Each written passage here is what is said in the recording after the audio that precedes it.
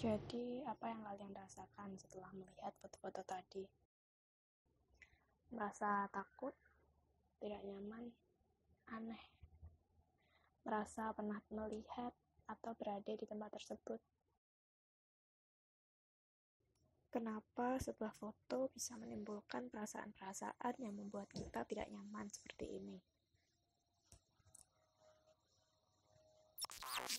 Sebelumnya, perkenalkan, saya Nurma Junianti, mahasiswi Universitas Tekam Semarang, prodi Desain Grafis.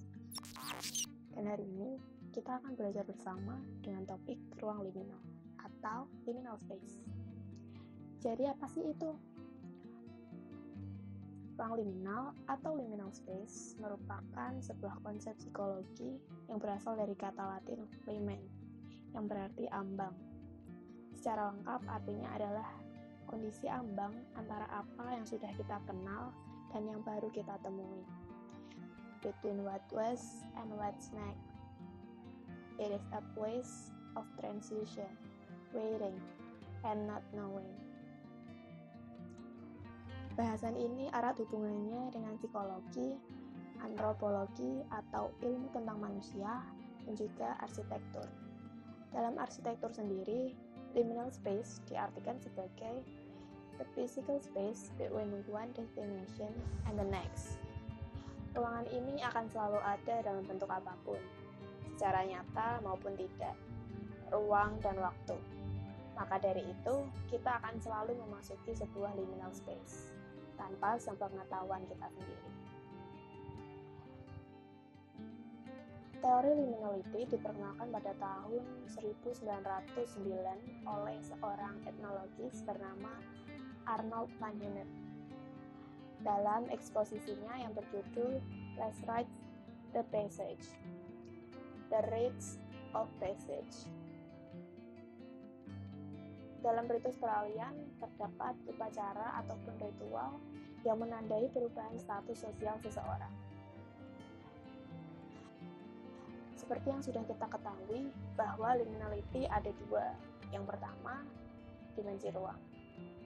Oh iya, liminality atau ambang memiliki sifat di antara, sehingga tidak memiliki ketetapan dikarenakan adanya perubahan dan perpindahan.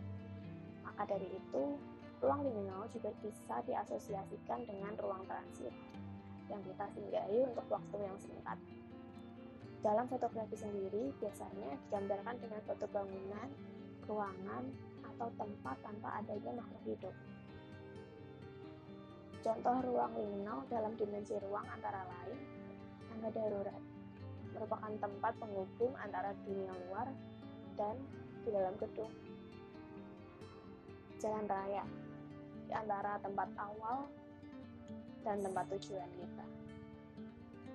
Bandara, antara di darat dan di udara atau pesawat. Ruang tunggu, antara lobi atau dunia luar dengan ruangan dokter. Selanjutnya, dimensi waktu. Contohnya, waktu setelah lulus sekolah, antara telah selesai menempuh sekolah tapi belum mendapatkan pekerjaan. Waktu setelah kita menyatakan perasaan kepada lawan jenis, antara merasa lega telah mengatakan perasaan tapi belum menerima jawaban. Kehamilan sendiri mewakili suatu transisi ketidakstabilan dan perubahan dalam segi fisik serta emosional si ibu yang akan berpengaruh selamanya. Tapi yang akan kita bahas hari ini lebih berfokus ke dimensi ruang yang diabadikan dengan fotografi. Dan kenapa saat kita melihat foto-foto berkonsep liminal, kita merasa tidak nyaman? At least buat mereka. Well, perasaan-perasaan tersebut muncul akibat otak kita terbiasa membuat sebuah persepsi berdasarkan kebiasaan. Jadi, jika yang kita lihat atau alami bukan merupakan sesuatu yang biasa kita temui, maka terjadilah misoriented atau bergesernya konteks dari yang seharusnya. Contoh, suatu supermarket seharusnya berisi orang-orang yang berbelanja dan beraktivitas di dalamnya. Akan tetapi, jika kita ditunjukkan supermarket yang kosong, maka kita akan merasa aneh dan mungkin takut. Karena rasa takut itu sendiri berasal dari ketidaktahuan kita terhadap sesuatu. Sebagai contoh, kita tidak takut terhadap gelap, tapi takut akan apa yang ada di dalam gelap. Kita tidak takut tempat tinggi. Kita takut jika mungkin kita terjatuh. Konsep liminality ini juga sering digunakan dalam produksi film horor karena perasaan yang ditimbulkan dari ruang liminal itu sendiri. Ada beberapa hal yang mendukung dan membuat atmosfer dari foto tersebut lebih seram dan aneh, antara lain. Tentu saja pemilihan tempat dan waktu yang tepat juga memberikan pengaruh yang cukup signifikan. Selain itu, jika diperhatikan, hal-hal seperti adanya repetisi atau pengulangan. Hal tersebut menambah kesan unreal dan menaikkan tension pada foto tersebut. Lalu, beberapa pola repetisi membentuk perspektif yang membentuk leading line mengerucut ke suatu titik yang membuat kita menerka-nerka dan membuat rasa ingin tahu kita tentang apa yang ada di ujungnya bertambah.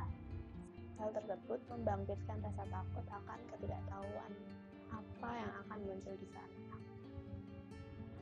Lighting berperan cukup besar dalam menambah mood untuk beberapa foto malam hari. Biasanya lighting yang digunakan berupa lampu bohlam yang disusun sepanjang koridor, berada terpusat di dekat kamera, atau lighting di ujung paling jauh dari kamera, membuat kita merasakan sebesar apa atau sesempit apa ruangan tersebut atau tempat tersebut.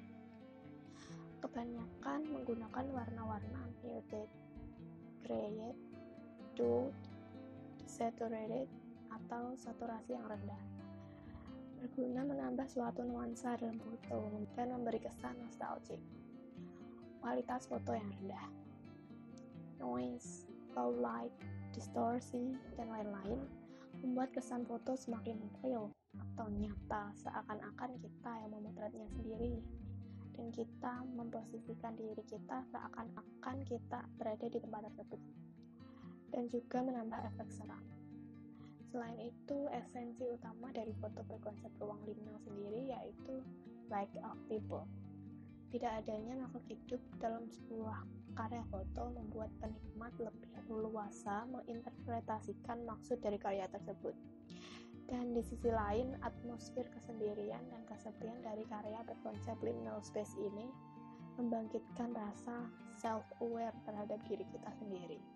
Bahkan, strange feeling of presence ini adalah latar belakang dari terciptanya pergerakan arsitektur fenomenal Peter Zumthor, yang idenya adalah menciptakan suasana melalui arsitektur dan elemen alami untuk merangsang semua indera kita untuk memberikan perasaan bahwa Anda benar-benar di sini. Oh ya, ada satu film pendek yang menjadi viral berjudul The Background Found Footage karena menggunakan konsep ruang liminal ini. Penikmatnya mengatakan bahwa film ini seperti kita berada di dalam mimpi buruk, terasa sangat nyata dan tidak terkesan dibuat-buat seperti film-film horor lainnya. Hello?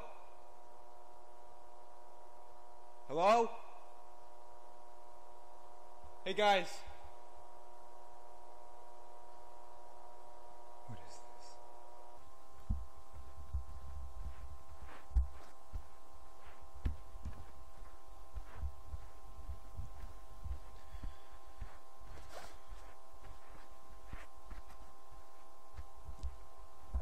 Hello?